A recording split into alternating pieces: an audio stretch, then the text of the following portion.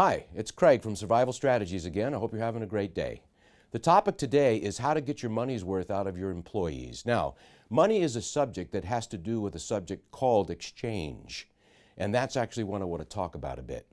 Now, as a benchmark, for instance, if you pay a therapist $100,000 a year, that therapist is supposed to produce for you a minimum of $300,000 a year, $400,000 or $500,000. How come?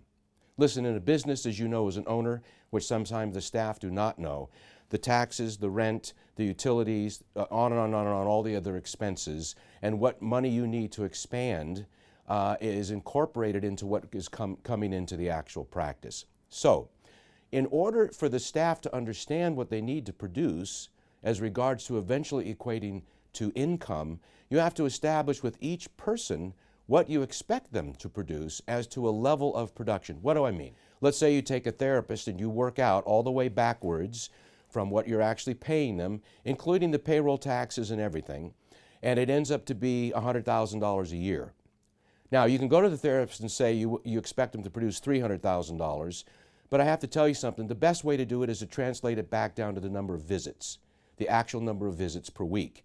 And you say, listen, for your salary, you're expected to do 70 visits a week. That's what I'm actually paying you for.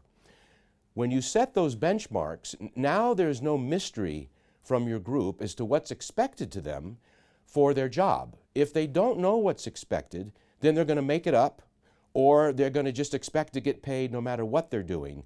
So you have to go through each position and as first establish the benchmark, we'll call it. Here's what you have to produce for what I'm paying you. This is what's expected. Now, this is how you get into bonus systems. If that benchmark has been tailored to make sure you're making all your expenses and you're making a profit as well, anything above that level of production is where you can actually get into bonus systems. So once again, that is the key first thing to do with any person, and that should be established in the hiring interview. Second part of this whole thing on how to get your staff productive or how to get them to make more money is training.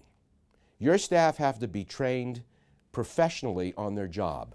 Now, that is not just expecting them to do their job without any training.